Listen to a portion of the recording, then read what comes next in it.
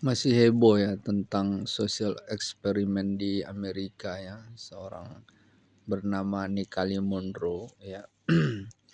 Jadi masih banyak video-video yang membahasnya ya.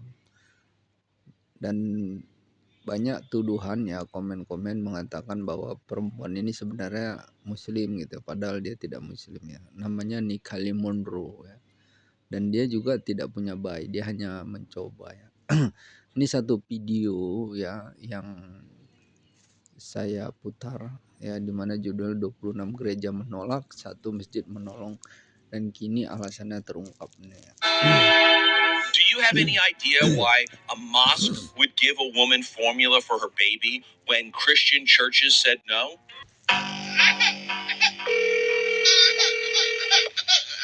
Seorang ibu kehabisan harapan. Bayinya menangis tanpa henti. Dan 26 gereja hanya menatap, lalu menutup pintu. Tapi saat semua sunyi, ada satu tempat yang justru mengangkat telepon. Bukan untuk bertanya siapa agamanya, tapi untuk memastikan kau dan bayimu sudah makan hari ini. Kadang, kasih sejati tak butuh salib di dada. Cukup hati yang masih bisa bergetar saat mendengar tangisan.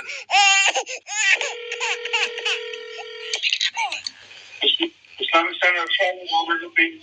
Hi, yes. I was trying to call. I have a 2-month-old baby, and I ran out of formula last night, and I was wanting to see if there's any way you all can help with a can of baby formula. We can, ma'am. Where do you live? Do you live in Charlotte? Yes, I'm like 10 minutes from you all. Okay. And what kind of formula you need? It's the Good Start. Good Start. Yeah, that's fine, ma'am. If you come over here, we'll help you. Okay. Hold on just 1 second, okay? Oh, awesome. Ibu ini adalah mantan TKW dan mantan ART-nya Donna Harun. Tapi sekarang udah sukses punya banyak restoran dan sampai 300 kali. Okay, hold on just 1 second, okay? Oh, awesome. The Muslim people within the mosque follow 2 orders of scripture. And in that, Muhammad says, "Thy neighbor shall not go hungry while I go to bed with a full stomach."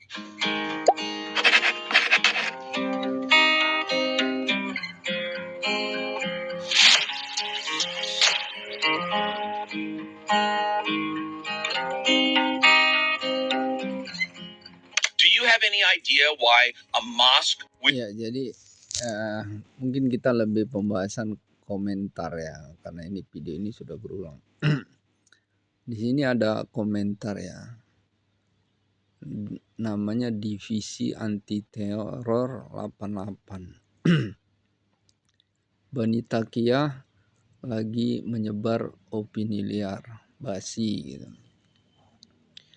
Jadi dia menuduh yang dimaksud Bani Takiyah ini mungkin orang yang dia tuduh adalah orang Islam ya. Padahal sangat jelas ya, si Nikali ini bukan orang Islam gitu. Jadi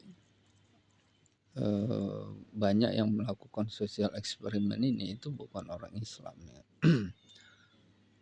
Dan mereka menuduh Bani Takiyah gitu. Padahal ya, Takiyah ini dia nggak ngerti apa yang dimaksud Takiyah itu. Ya, jadi cuma Takiyah. Jadi definisi Takiyah itu adalah sebagaimana yang di kitab mereka sendiri ya. Di 1 Korintus 20:21. Itulah definisi Takiyah ya. Dimana di situ dikatakan, jika aku di tengah-tengah orang Yahudi, aku akan hidup dengan cara Yahudi. Tetapi jika aku tidak di tengah-tengah orang Yahudi, di tengah Yahudi untuk memenangkan orang Yahudi. Tapi jika aku tidak di tengah-tengah orang Yahudi, maka aku hidup bukan dengan cara Yahudi untuk memenangkan orang yang bukan Yahudi. Inilah definisi Takiyah.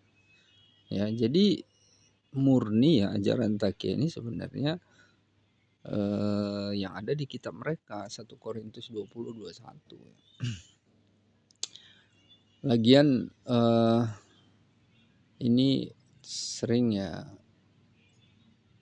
kepanasan kita ini membuat kita nggak objektif gitu. Tapi itu urusan dia lah ya. Tapi sebenarnya gini ya, kalau saya melihat gereja itu seharusnya lebih mampu untuk membantu ya. Karena kan mereka ada ajarannya perpuluhan 10% ya. Bukan tanggung 10% loh. Ya. Jadi kalau satu aja jemaatnya ya gajinya 100 juta, 10% itu udah 10 juta gitu. Ya, jadi 10 juta.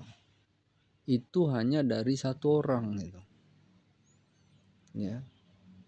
Kalau di Islam itu yang dikatakan zakat 2,5% itu hanya harus 1 haul per tahun ya. Per tahun. Mereka ini kan perpuluhan tidak per tahun gitu ya. Jadi uangnya itu sangat banyak ya.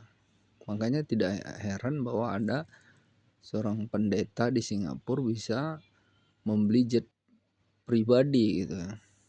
Begitu juga ada satu pendeta di mana itu ya, di Afrika kalau nggak salah. Ya, dia kekayaannya kalau dirupiahkan tuh triliun. Ya. Jadi kalau masjid itu sebenarnya ya dia hanya sifatnya sukarela gitu.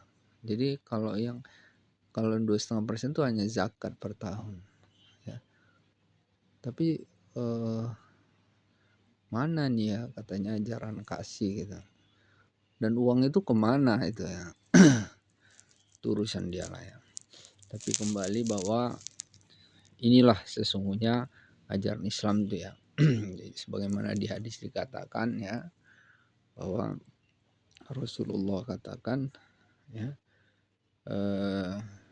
kita tidak boleh tidur kenyang sementara tetangga kita ini dalam keadaan lapar. Semoga bermanfaat.